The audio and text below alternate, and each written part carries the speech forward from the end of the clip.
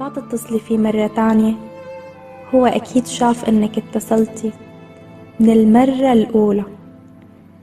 لا تحاكي ولا تبعتي رسائل، لا تطلبي منه يهتم.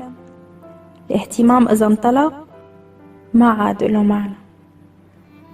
لا تعطيه كل شي، لأنه إذا أخذ كل شي ما عاد في داعي يضل.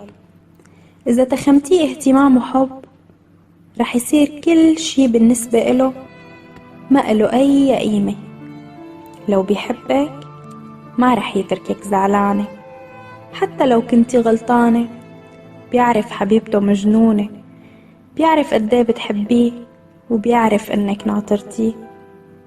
لا تعطيه أكتر ما بيستاهل، ولا تضلي خايفة تخسريه. صدقيني لو بيحبك بعمره ما رح يترك ويمشي.